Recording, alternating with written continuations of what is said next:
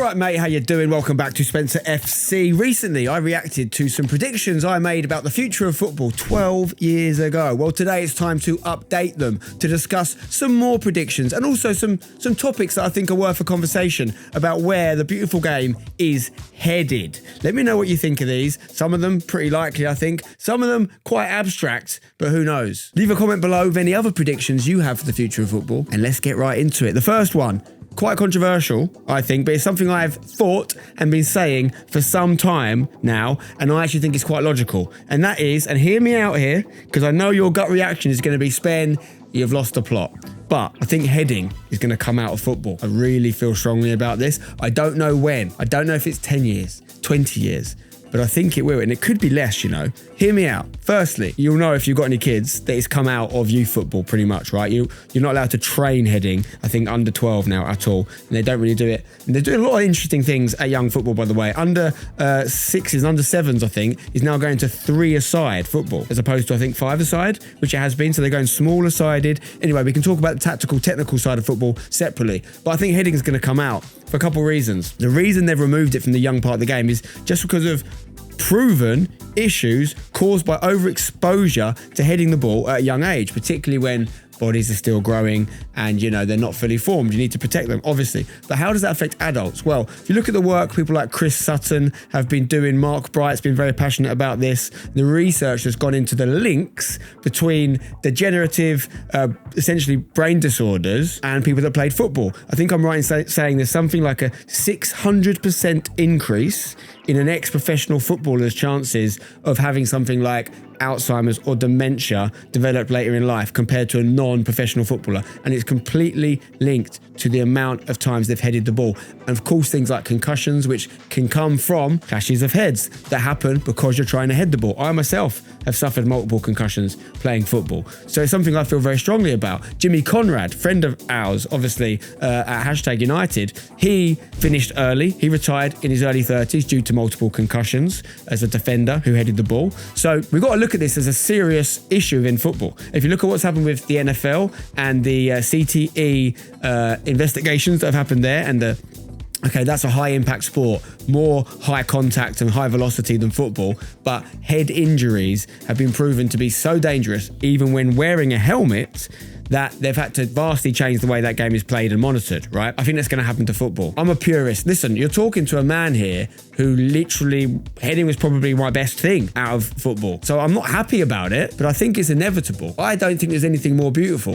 than a dive-in header, Robin Van Persie-esque. To lose that seems a real shame. But here's some things we know. Change is inevitable.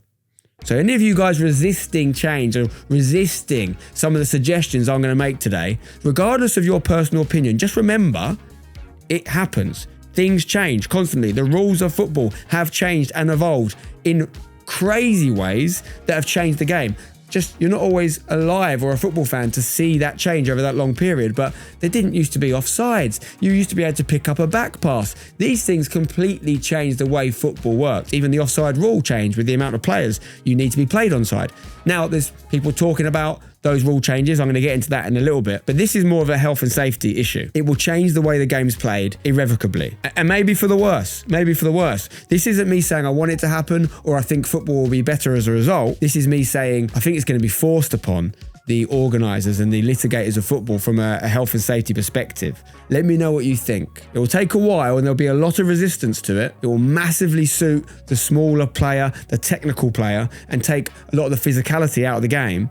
And what would it do to formations? What would it do to the way people use the pitch and investigate the space of an 11-a-side football pitch? Let me know what you think. The next one, a bit more political, this one. Now, last time we did a prediction about the future, we talked about the Super League coming in. And obviously in the time between, it nearly did come in. They tried to bring it in. It was very much a sort of breakaway from UEFA, an attempt to protect the big clubs.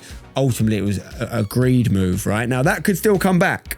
I'm not going to make another prediction on that because I think that's a conversation that's ongoing, and I think the people have stood up against it, which is great, and I love that energy. Hopefully that carries on and we're able to resist it. Who knows? I'm going to talk about almost the opposite though, which is, are FIFA losing the room?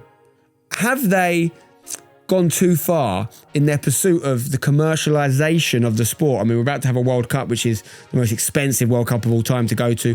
It's, the working class are being priced out the game. This is a working class sport in football, and that feels like the gentrification of football is going too far. Is there a world? This is more of a hope than a prediction, because ultimately, I haven't got the most faith in humankind. Greed does tend to win. But in my heart, I'm hoping maybe there could be a breakaway, not from the leagues per se, in terms of the Champions League to a new Super League, but what about from the actual governing body? Could there be a world, if FIFA don't start to read the room a little bit better and understand what the people that actually make football work want, could there be a world where people move away from FIFA? Just hear me out. That would mean countries exiting the governing body of football. It might mean clubs exiting things like UEFA that are ultimately governed by FIFA and forming a breakaway governing body. Now, what people sometimes get wrong is they think that like FIFA or the FA or UEFA own the sport of football. They don't. They own the rule set of association football, right? Now, if you were to create a new rule set, there could be a whole different thing set up.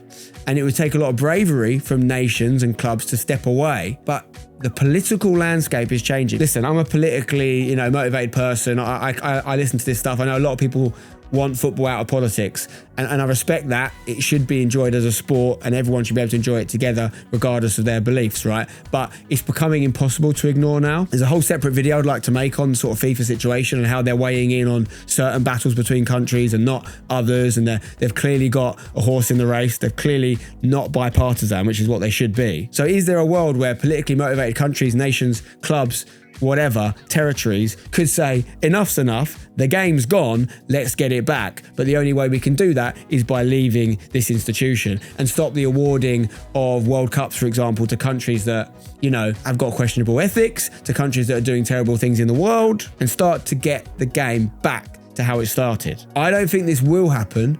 Personally, I wouldn't mind if it did, but who knows? Let me know what you think. So that point was touching on how, as a spectator, as someone that consumes the sport, we're being priced out and the experience is being changed. How else could it change? So one of the issues with people being priced out of the game is the ticket prices and the lack of seats available at games, right? If you had stadiums at World Cups that could take 200, 300,000 people, they'd fill them up, right? It's just not physically safe and possible to create such a stadium where you'd actually get a good view of the match. Well, what if, and again, this isn't something I want to happen, but I can see it happening, the way you can spectate sport and football starts to change to the point where, and this has already started, if you think about it, if you just extrapolate a little bit further, people can enter some sort of virtual reality, some sort of metaverse, although I know Facebook have closed down their operations on that front, but some sort of way of experiencing a game, best view in the house, not even front row, you're on the pitch. Like, the camera technology, surely, if not there now, will be there now pretty soon. I mean, could you even take on the perspective of a player in the game?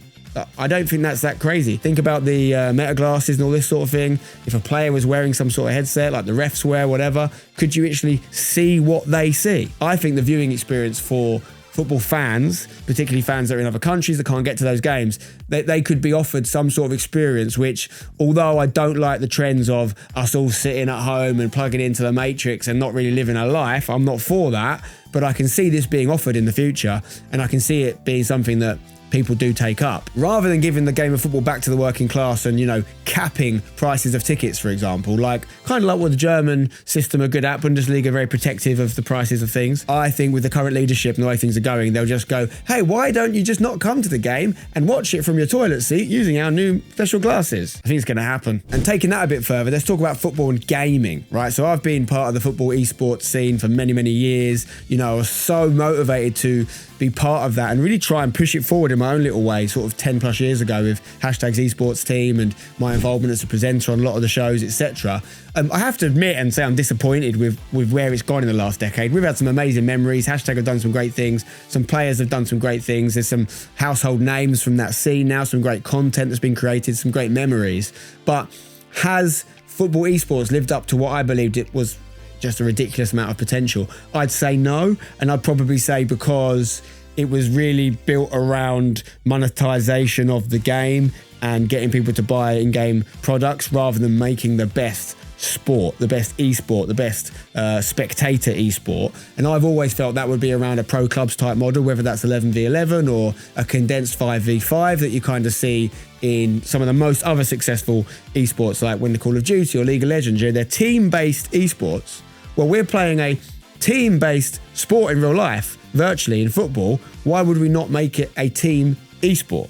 So there's a load of nuances there, but ultimately 1v1, yes, it's easier to access as a player, but it's not the essence of football. Football is a team sport. So will that ever be cracked? Will we see a new era of football esports live up to its potential? I really hope so. I really do hope so. I think there's so much that can be done there, and I think it needs a little bit of a kickstart, a little bit of a change in direction. It needs someone ultimately from the top, whether that's EA or any other gaming title, really pushing it. I presented the Football Manager World Cup last year, which was really fun. Very, very early days for that, but I think there's some huge potential there in getting that right and those sorts of simulation games. So we'll see. I do think there could be a revolution in the way we can play games, though, football games. So I had this experience actually quite a few years ago now. 5-6 years ago, I was in Hong Kong and I played one of those VR shooting games where I had this like laptop on my back and I was completely into this VR virtual reality with my brothers, and we were all going through, but you were moving and you had sort of sensors on you. So when you got shot, you felt the shot, and it was unbelievable. And that's 5-6 years ago. So the technology would have massively increased since then. And I started to think, what's the football version of this? I remember seeing an episode, I think of like the Gadget Show or something many years ago. And it had someone on a 360 treadmill playing, I think it was Rainbow Six or Call of Duty, shooting game. And they would have, run in any direction and actually move whilst wearing this headset to get their player to move in the game. And when they got shot, there was like paintball bullets coming at them. So they really felt the pain. Again, quite expensive, quite hard to access, but technology-wise, what would that look like for football? A 360 treadmill, you're on a headset. When you play a pass, you're actually connecting with something that feels like a ball. When you receive a ball, you're feeling something that you receive, and you're working up a sweat. Is that practical? I don't know. I mean, you could play a 11-a-side game, but as one person in one place in the world and be playing with people all around the world. That's pretty exciting. Would this be a good spectator sport if you had all these guys doing this almost like an esport, but physical, sweat and actually working for it? But what would that look like as a spectator sport when you put them all into one virtual arena? Is it like the next step of pro clubs? I don't know. I mean, all I'm really trying to say is I think the technology is there. And I think we will see something in this sort of Ready Player One type matrixy football experience at some point. Could you get some sort of level up when you're using your body, but in game that allows you to do things that a normal human couldn't do? This stuff sounds pretty abstract right now. And I know for the purists, it sounds very anti-football. I'm not saying I want it. I'm saying I think it will happen at some point. The big challenge there will be about accessibility and getting the actual cost of playing down when it's so expensive to actually operate all that machinery, because that's the beauty of football. The reason it's a working class sport and so accessible, you need one thing, which is a ball. And even that you can be flexible with. It doesn't have to be a football, it could be a tennis ball. You could be kicking around a Coke can. You just need jumpers for goalposts. We're getting away from that a little bit, which worries me. Speaking about innovations in football, something I get asked about all the time right now is Baller League, right? Spen, what's your opinion on Baller League? Why aren't hashtagging Baller League? Do you think Baller League will be around in 5 years? Obviously, there's also Kings League, the things like the Icon League in Germany. There's lots of these different kind of innovative leagues. And for those of you that have been around for a while, you may remember something we did called the Next Level League 8-9 years ago, which really was an early precursor to these things with no budget, no investment, just on a 7-a-side pitch. But we had some influencer teams and we tried to have a little bit of fun with it. And it was good fun, but we ultimately decided to go into non-league, right? So we didn't continue that. Where do I think these things will be in the future? Well, first of all, I think they're a natural kind of eventuality from a sport that hasn't prioritized innovation enough. Now, obviously, these guys are innovating small-sided football, and they're going heavy on innovation with new rules. And I think because there's a number of these groups, and I didn't even mention TST, by the way, which is another good example of an innovation, small-sided football product that hashtag playing. I think because there's so many of them popped up at the same time, they're all competing against each other. And sometimes that innovation on top of innovation, so they want to stand out from the other league, can become almost too much. But that they are answering a question, in my opinion, which is how do we fix football to make it appetizing and interesting to the younger audience with maybe shorter attention spans or so many distractions or so many choices for content that a slow, tactical version of 11-a-side football isn't going to appeal to them. So I do think there's a need for them. I worry that the competition between them means they might all destroy each other. And I actually would prefer some sort of group made of these leagues, and they come together under a common cause to sort of give you another football product to enjoy. If they're all trying to beat each other, they might ultimately oversaturate the market and destroy themselves. Hashtag would love to be in Baller League. I mean, we think that it's a great opportunity for players to supplement their income, and it's ultimately a good viewing product for people that want to watch it, right? I understand why some non-league teams don't like it, because it's essentially another thing their footballers might be playing in. But we very much have an opinion of working with Baller League rather than against it from a hashtag perspective. I think the big question for them is, can they create genuine competition and long-standing clubs and teams that people buy into beyond the sort of potentially temporary involvement of an influencer behind that team? You see, what I would say, someone like Hashtag and SE Dons, for example, as YouTube teams, are teams in their own right with their own fan bases, and now have been around for 10 years, kind of can stand the test of time. Whereas with the Baller League and other leagues like it, we're seeing teams come in and out on short-term deals. There's a handful that I think have longevity potential, and that's what they should be focusing on to create real rivalry that lives beyond a contract with an influencer. But I do believe there's potential for them to be long-term products, because 11-a-side football is allowing it by not innovating enough, in my opinion. The world's changed. Has football changed enough to keep up with it? On that, let's talk about Premflix. Now, everyone's talking about this working title Premflix, but the Premier League no longer selling their rights for billions, but owning their rights and creating their own streaming product. I know they're already testing some of these things in different territories. Listen, it's going to happen. It seems inevitable. This is one of my predictions I'm very confident in will happen at some point. Hopefully, it gives the viewer more choice. I think one of the problems we have as consumers of football right now is, for me, if I want to have the option of watching as many games as possible, I need a Sky account. This is in England, obviously. Sky Sports. I need Amazon.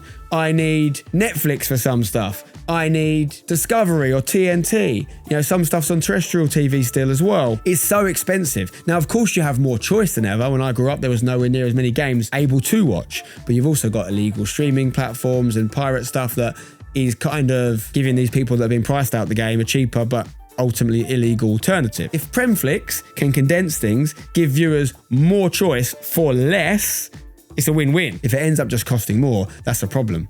But I think this is all interlinked in things like the blackout rule finally coming out, right? If the Premier League want to offer you an option to maybe have a West Ham account, which means you get to watch all the West Ham games, or a Premier League wide account, which means you get to watch everything, then surely the 3 p.m. Saturday blackout rule is going to come out, which will have huge effects on non-league, some positive, some negative. Positive being clubs like Hashtag will be able to stream their 3 p.m. games again and create a virtual fan base. Downside being clubs that really rely on people coming to their games because they can't watch their team at 3 p.m. on Saturday. They probably will suffer a drop-off in viewership. Maybe that's one of the reasons why England has such a prosperous lower league setup, is because we still hold that blackout rule. But I, for a long time, have felt, if you look at it from a consumer perspective, it's a bad deal. I go to America and I can watch every single Premier League game live, every goal go in. Why should Americans, no disrespect to them or any other country, have a better product of our own domestic league? Doesn't make sense. And it's not like the top level stadiums have got loads of tickets spare. They're mostly sold out. So the 3 p.m. rule has got to go. I believe it will go in the next 5 to 10 years at the absolute latest. And I think it will be part of a Premflix change. Whilst we're on the league structure, let's talk about the National League, right? Elephant in the room is technically not professional football. It's the 5th tier, but it's outside. It's part of non-league, as we call it, non-league, which I think is also a name that should change, by the way. I think it's very confusing. We call it non-league. It's still a league. Only people that are very ingrained in English football culture know what it means. Foreign people must just think, what do you mean non-league? But I don't know. It needs a new name, right? Either way, I don't think the National League will be part of it for much longer. That needs to become League 3, because if you don't know, that is essentially a fully professional league. So what's the point of having it technically outside of the professional game when it is fully professional? Make it Premier League, Championship, League 1, League 2, League 3. England can support it as a nation. We have that demand for professional football clubs, so bring it in. And as part of that, this Free Up campaign that's been trying to get 3 teams promoted up to League 2 from the National League, that needs to come in as well. There's a huge campaign about it. It's ridiculous that, we've seen this arguably the best promotion battle of all time in the National League this year between Rochdale and York, and the fact that Rochdale might not go up because they might lose the playoffs and they had over 100 points. Like, they deserve to be in League Two. And there's amazing stats, you know, teams that go up from the National League to League Two very rarely come back down in that next season. It's not like Championship to Premier League, which is very different. Teams that have that ambition and momentum, because it takes so much to get out of the National League, often go up again. Look at what Bromley have just done. Well known as a National League team, they're now in League One, guys. Unbelievable. So 3 up, 3 down. That should hopefully come in. 3 teams going up to League Two, 3 teams going down. But I think what will make it come in is the professionalisation officially of that 5th tier, aka League 3. While we're talking about non-league teams, let's talk about Wrexham, who are obviously no longer non-league. Not a big prediction this one, but I very much expect Wrexham and Birmingham to be in the Premier League at some point not too long from now. I actually think one of the reasons they're expanding the playoff structure in the Championship is not only for more entertainment and more teams with more to play for later in the season to create that additional sort of chance of going up to the promised land. I honestly think it's to get Wrexham and Birmingham in the Premier League. I think they want them in there. I think there's obvious reasons to getting them in there. The size of the brands, the size of the investment and the owners. And that's why I feel very bullish to say, obviously Wrexham, as we're recording this, could still get in the playoffs. But even if they don't this year, I think it's inevitable they will at some point. Could we see a Premier League expansion? Could we see more teams coming into the Premier League, 22, 24 teams? Football seems to be expanding constantly with more games because there's more need for growth commercially. That's what leads football. It is capitalism, unfortunately. It is greed. So with that in mind, will they want more teams in the Prem? I could see it happening. 22, 24 teams maybe. Could we finally see the UK teams that aren't in the Prem, that aren't in English football, welcomed in? And by that, I kind of mean Celtic and Rangers from Scotland. Maybe some Irish teams. Could we see some Irish teams come over? Always the question here is, it will destroy the domestic leagues, which it would do. So it would be quite controversial. But again, if we're entertaining this idea of clubs being very brave and breaking away and taking chances, could Celtic and Rangers just make that happen? It would be huge for them, no doubt about it. And then the question would be, would they come in the Championship? Would they go straight into the Prem? If I was thinking with my creative hat on, I'd say, well, why not expand the Prem to 22 and give them 2 spots? You don't take away from anyone then. No one's lost out, technically, apart from the Scottish League, of course, which will be very much in the bin. Okay, let's talk about YouTube football teams, creator teams. Will we see one of them in professional football? Will we see one of them, dare I say, in the Premier League? Well, let's differentiate. The big topic here is obviously KSI going in at Dagenham and Redbridge, right? Now, not a YouTube team, of course, a very well-known football team in its own right, but a YouTuber-owned team. It certainly has a minority stake, JJ. Hopefully, pretty soon, we'll get a hashtag versus Dagenham and Redbridge game as we're now moving down the road from them. That's a local rivalry and a YouTube rivalry. Love that. But Dagenham and Redbridge surely have the most potential to get into that professional football situation. They're only 2 promotions away from it. They've spent a lot of their history in professional football. They're a big club. And with KSI on board and the commercial opportunities that are going to come with that, it seems inevitable. So I don't see anyone else from that sort of YouTube space keeping up with them. If you were to open up the definition a little bit, you say maybe Farnham Town, owned by a friend of mine, Harry Hugo, who have a YouTube strategy, but more importantly, he made his money from selling a very well-known influencer-based marketing company or advertising company called Goat. He made multiple millions, and that is what is fueling the growth of Farnham Town. So not a YouTube team in that sense, but kind of associated with the movement. They're in the playoff final to go up to the National League South. They could be hot on the heels of Dagenham and Redbridge actually in the same league next year. And I think Harry Hugo's ambitions will be to get to the EFL. But if you're looking at actual YouTube teams, and by that I mean founded on YouTube, not taking over an existing team, the owners are the founders. You've really got us, hashtag, and you've got SE Dons. SE Dons also in a playoff final to go up from the 10th to the 9th tier. Hashtag moving down, we think, to the 8th tier this summer. So we're getting closer. There was a 3-division gap between us and SE Dons, which in the summer could come down to us just being 1 above them. Again, that's a game we need to see pretty soon. Hopefully a competitive game, an FA Cup or something like that. Which of these has the most potential to make it to professional football? Very different projects. I always say us and the Dons have got more in common than we have apart in terms of our origins, even though we have very different sort of styles, if you like. But I've made it quite clear, our current aim at hashtag is not to go on an endless promotion run anymore. It's to build the club out, get that in-game fan base really flying, revolutionise the matchday experience in non-league, and create something truly unique and one of one in football. That requires us to take our eye a little bit off promotions for the sake of promotions right now. So depending on what Dons are going with and depending what sort of investment they may or may not get, who knows? I think it's possible. I don't think it's a crazy shout to say an actual YouTube team founded on YouTube could be in the EFL in the next 10 years.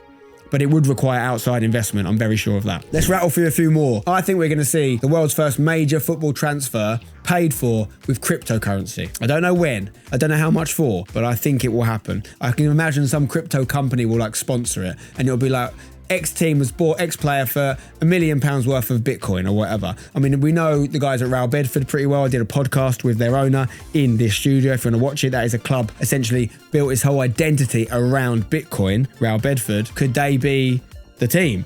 They've had huge investment from the Winklevoss twins. I can imagine there being a big news thing around this. Ultimately, they'd be happy to pay for one in crypto. It's just whether the receiving team is happy to receive the funds in it. But I think that will happen in the next 5 years for sure. What about this one? No more refs. Could we see refs out of football altogether? I know some people would be very happy about it. Just think about it for a second, right? The problem with football refereeing decisions is the subjectivity. There often is room for interpretation. There is no clear black or white, yes or no, right or wrong. So whatever happens, whoever's making the decision, there's going to be controversy.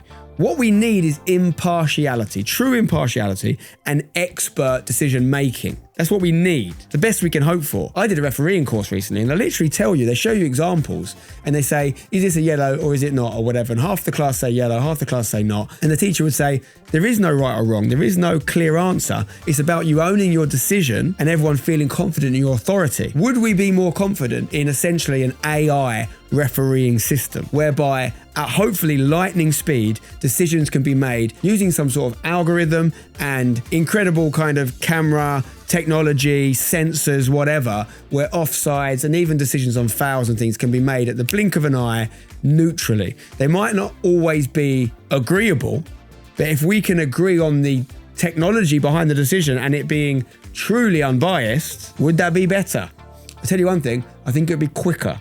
And I think that's one of the big problems with refereeing right now is the slowness and the removal of the pace of the game. People would probably rather be angry at a robot than they would at a human. One thing's for sure, the VAR system as it stands right now isn't working. So we've got a choice to make. Go back to the old days of like Sunday League, one man, a couple linesmen and just trust them, or really innovate. What would you rather see? Taking that further, right? Could we see an AI manager? This is inevitable. Now, there's been some joke appointments of this, right? But if you read the data books and you really look at what the data is saying, apart from a few anomalies and exceptions, a lot of them will say the managers are kind of not irrelevant, but interchangeable in the sense of there's so many other factors that decide a win or a loss. And a manager's career is often decided by luck. Could there be some sort of AI manager whereby you have some vehicle and mechanic for translating the data that is interpreting, but ultimately that is in charge of decisions? We're already seeing AI used to, create millions of simulations to work out the best set piece routine. I know Liverpool have been using that. Have Arsenal been using it as well in their set piece revolution? If we just assume that AI is going to continue to creep into the game more and more and more, what would this look like in terms of the management of a football team? Last few predictions for me. Will we see robot football? I mean, they're already doing it in China, but it's a bit clunky, right? Could that get better? Could that be like Mario Kart for football where they can just hit 50-yard pingers, volleys from 60 yards? Would that be watchable? Would it be awful? I don't know, but it's feasibly possible, right? If you think about a few years from now and the technology, is there a market for it? Here's one thing I think we're definitely going to see. We're going to see a rapid increase in the quality of women's football players because they're finally getting the training and opportunity they deserve that even the players that we're watching in the elite version of women's football right now didn't have, right? It wasn't around 10, 15 years ago when they were coming up through the ranks. This next generation are going to be so much better because they're getting the access to the training that the men have had. Still not at the same level, by the way. So that has so much more room for improvement. Whereas the men, they're already pushing every single marginal gain. Of course, there'll be new ones that come, but the women are going to just go to the moon, I think, and close the gap of quality between the women and the men. And when I say the gap, I'm talking about the inevitable result of a lack of opportunity that women have had for many decades that they're going to start to get. They will get a lot better. What will that do to it as a spectator sport? What will that do to it as the demand for women's football increases? Like for me, that's where we should be pushing football, in the sense of we don't need more men's games. The men's games and the players are playing enough games already. What can we do outside of men's football to create more football product? And that's one of the reasons I have a women's team at Hashtag, because I get to watch more games, I get to win more things, enjoy more teams and more players. We should be growing the parts of the game that aren't optimal rather than saturating what has already been saturated in men's football. And then finally, linking to that, injury prevention is going to get so much better, guys. People are going to do their ACLs. I'm talking a few years from now, sure, and they're just going to get a new one stuck in through some sort of laser technology or stem cell research, whatever. And there's obviously ethical things to be considered there. But at the elite level of the sport, where the money is rife, they're going to be able to repair people quicker than ever. I don't know how long this will take, but there's already people that believe the first human to never die is alive, is among us now. Could it be you watching? Could it be me? I think some of you hope it's not me. But I do think injury prevention and injury recovery is going to just get so much better. I worry that because of that, we're going to take the wrong message from it and make players play more and more and more games and go past that sort of advised 50, 60 games a season and end up doing something silly. I don't think the sport needs more games from the same players, even though it'll be way quicker to recover from injuries than ever. I guess the final point on that is, where do we stand on this sort of biomechanics, this ability for people to upgrade themselves now, improve things, transplant things in football? Where do we draw the line in terms of what's legal and what's an illegal performance enhancer? You know, you can't be on steroids, you can't do that. Could you get a new leg put on? Sounds ridiculous, but if a footballer has got a really bad chronic, I don't know, Ledley King, for example, had to retire young, loads of knee issues, right? If he can just get a new knee, I think we all agree that's fine. Okay, what if someone can get a new leg and that leg is a bit faster than their old leg, has more fast twitch muscle fibers than they were born with genetically? Is that a problem? These are the sort of ethics we're going to have to think about in the future. One thing's for sure, change is inevitable. Football, I think, will change in the next 10 years more than it's changed probably in the last 100. And it will be potentially unrecognisable to the sport that I grew up watching. We're trying to make it fun again at Hashtag United. Go and check out the last Hashtag All-Stars video if you haven't seen it, because we're on a mission to bring the fun back to football. And a lot of these changes I talked about today, I believe, will happen. I don't know if they'll all help make the product a better viewing experience and make it fun again, but that's what we're doing at Hashtag. Let me know what video you want to see next. Drop a like if you enjoyed it. Subscribe for more. Until next time, don't go changing.